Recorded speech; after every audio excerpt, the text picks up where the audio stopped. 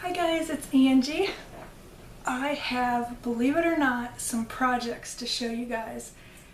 I think my looming bug hit again because, thanks to Kathy and her project bags, because I ordered several bags and then I was sitting there looking at them thinking, I need to do some projects and put them in these bags. So one of my projects won't fit in a bag, but so anyway, I'm going to show you what I made.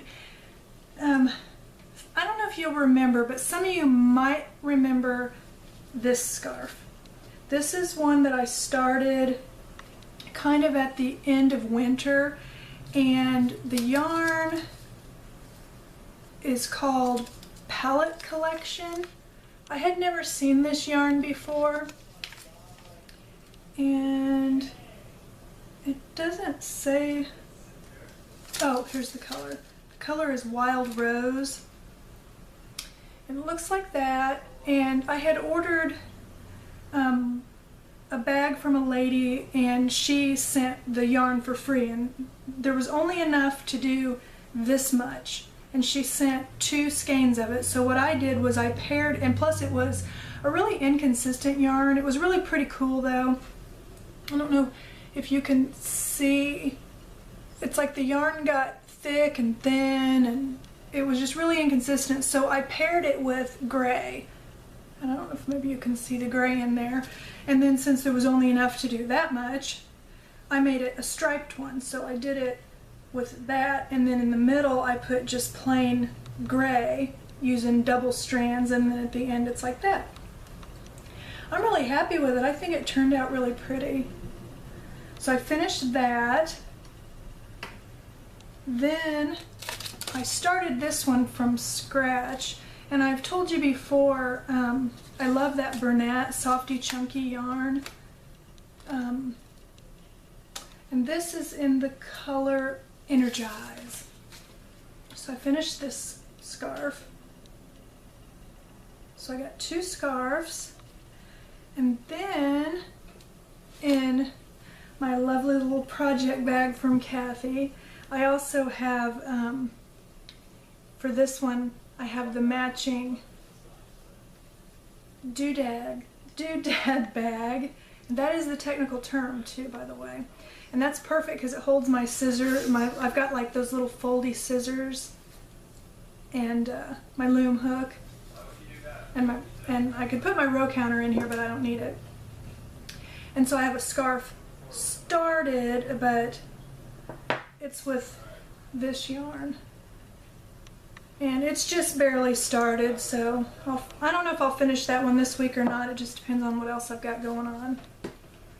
And then I started feeling kind of creative.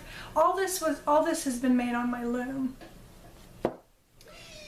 And that's my son, if you just heard that. He's playing a game. He's being all silly. But so he's gonna be on my video. So anyway, I got creative with my addies. And you know, everybody knows what a sock monkey is, right? Well, I have like this warped imagination, and so I'll look at things and I'll think of ways to make them creepy. You know, so I don't even remember where I saw a sock monkey. I think I actually was at Target and I saw either slippers or pajamas that had sock monkeys on them. But anyway, I started thinking about, well, I could make like a sock monster. So that's what I did. And I couldn't decide if I liked him at first, but I do think I really like him. He turned out bigger than what I was expecting, but I still like him. So basically, I made my first Halloween decoration of the year, and his name is Zeke. And he is really big. But this is Zeke, and I named him Zeke because he's a zombie. And see, he's like really big. And I will show you all his pieces. So I started with, and I just made up my own pattern, you know, because I'm sure there's a good way to make these. And his head is wobbly on purpose because he's a zombie. And when I had him sitting down, I kind of have his head like crooked over. So his torso and his head are just one tube that I made on the Addy Express, the big one. And I think I want 100 rows. And then I stuffed his head and then tied it off, and then I stuffed his body. His hair is pretty much kind of just like a tassel. And then his face, you know, you had to make him nice and creepy because he is a zombie, you see.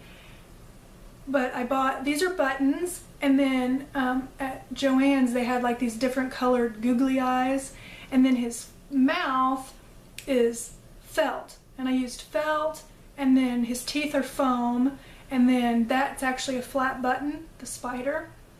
So he's got his nice creepy face. Then his arms I made on the small Addy, and I think I went 50 rows on it and stuffed his arms, and I sewed them on with yarn where I like pulled it through to the other side, and so they're on nice and tight. And then I sewed with yarn patches on on his arms. So he's got a purple patch and a green patch, and then his legs his long old legs, there, I actually put buttons on the sides of his legs. I don't know if you can see that orange button on there. But they were, I think, 100 rows. And then I sewed patches on. So, and then his chest, this is his guts. Well, actually, it's like his chest is cut open, you know how a zombie does. And then the white things are ribs. And I made that with felt and sewed it on with embroidery thread. And then, or cotton thread, and then he's got 2 spiders, you know, because he's a zombie and he's dead. But I wasn't sure if I liked him or not, but now I think I love him, and he's going to be my first Halloween decoration. And now I have all these other ideas, although I think I'm going to make them a little smaller. But I thought about making a Frankenstein, you know, because I could get like a green yarn for the top and then like brown for his legs or his pants, and then I could, you know, use the yarn or embroidery thread to sew, or I could do a vampire or a ghost. I mean, there's all kinds of skeleton, because skeleton, I think you could do bones with felt. I don't know, but he took me a really long time, so, and he's my first one, so he's not perfect, but I love him, and he's definitely going to be a Halloween decoration. So this is Zeke. And I think I'll try to remember to post a couple pictures where I have him sitting in a chair so you can see him all displayed. So anyway, I just wanted to show you my projects and say thank you to Kathy for igniting my looming spark again. And yeah, that's it. I just wanted to pop on and say hi and show you my projects. And I'll talk to you next time. Bye.